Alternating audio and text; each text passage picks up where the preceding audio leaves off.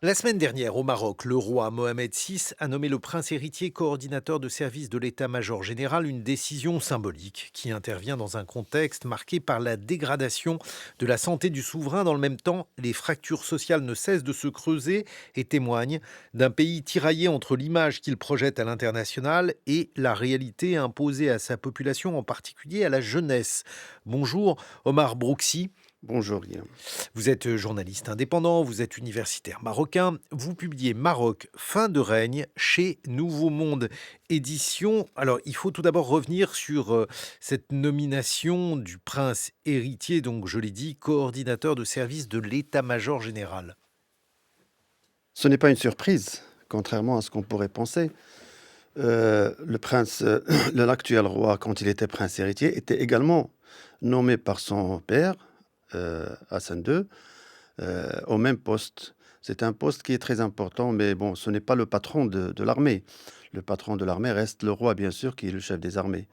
Sauf que c'est un pas supplémentaire vers la formation et l'intégration du prince héritier dans les rouages de l'armée pour évidemment être au cœur de l'organigramme des forces armées royales, qui sont les piliers, le pilier de la monarchie, l'un des piliers de la monarchie.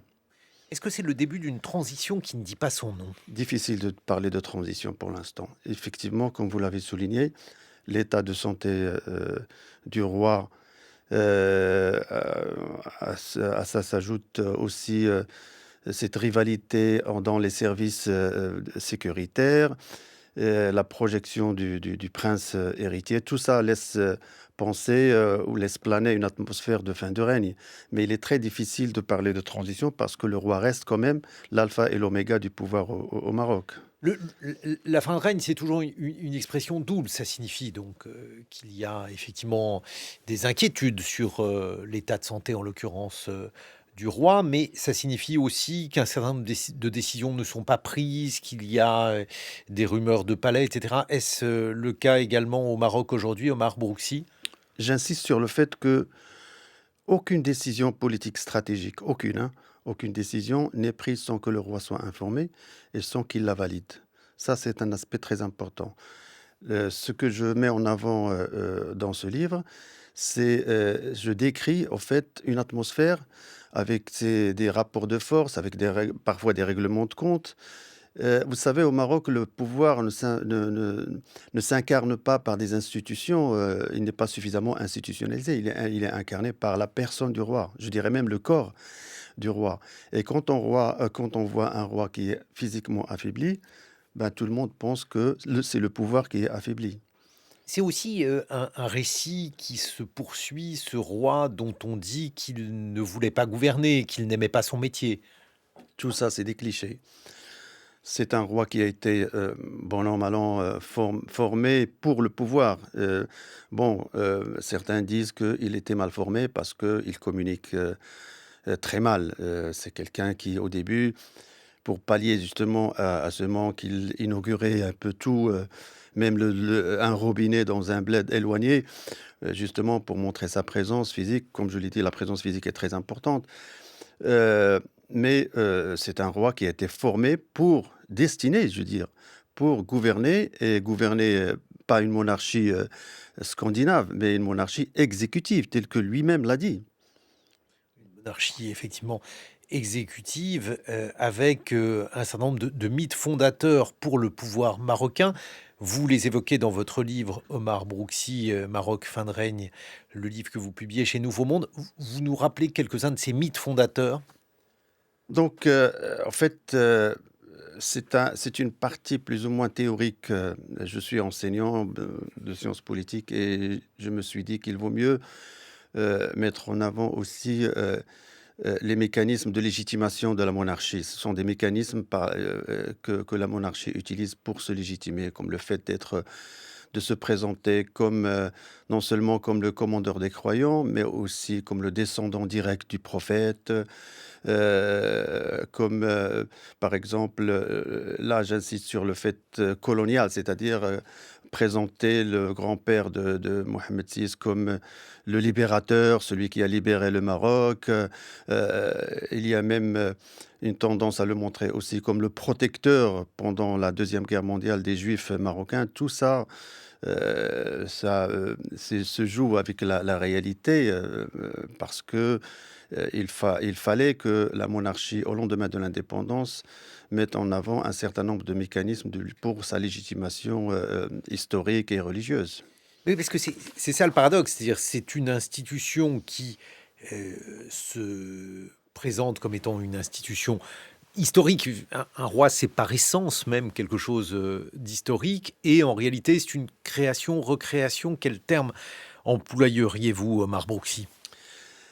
C'est un mécanisme de légitimation permanent, c'est-à-dire c'est une monarchie qui a besoin de se présenter comme détentrice d'une légitimité à la fois historique et religieuse. Pourquoi? Parce que c'est une monarchie qui est en mal de légitimation démocratique.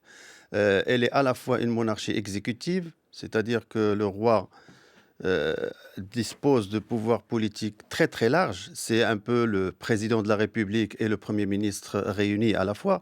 Donc cette monarchie a besoin d'un mécanisme très fort de légitimation qui lui permet de s'imposer non seulement comme l'acteur principal, mais aussi comme un ciment, comme un facteur de cohésion de toute la nation. Vous évoquiez parmi les mythes le fait que la monarchie Mohamed V, en l'occurrence, aurait protégé les juifs marocains. C'est un mythe selon vous? C'est une fiction.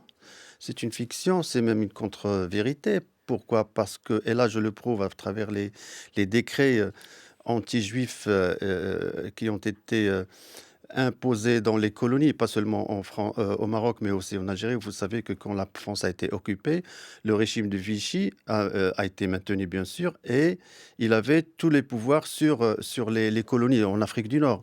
Donc ce régime, il a imposé lui aussi des décrets, des décrets qui ont été signés par moi, des décrets qui empêchaient les juifs marocains d'accéder, par exemple, à des fonctions publiques, à l'enseignement, au commerce et aux affaires. Donc, et ces décrets ont été signés par le roi Mohamed V sans problème. Aujourd'hui, ceux qui défendent, ceux qui font la propagande du régime présentent ça comme quelqu'un, comme présente le roi Mohamed V, comme quelqu'un qui a protégé les Juifs. Et c'est devenu une sorte de soft power pour le régime politique marocain.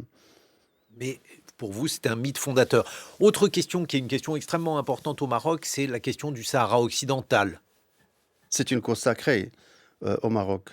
Euh, Évidemment, la monarchie joue même son existence dans ce conflit, parce que c'est considéré comme une ligne rouge aussi. Vous savez, au Maroc, il y a trois lignes rouges, la monarchie, la religion musulmane et ce qu'on appelle l'intégrité du territoire, c'est-à-dire le Sahara occidental. Bon, il faut expliquer aussi que c'est évidemment une question disputée avec l'Algérie.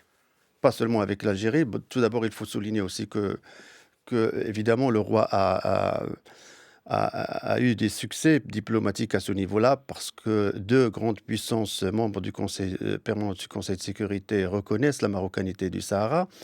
Et ça a toujours été utilisé par l'Algérie comme une forme de pression dans son rapport de force régional.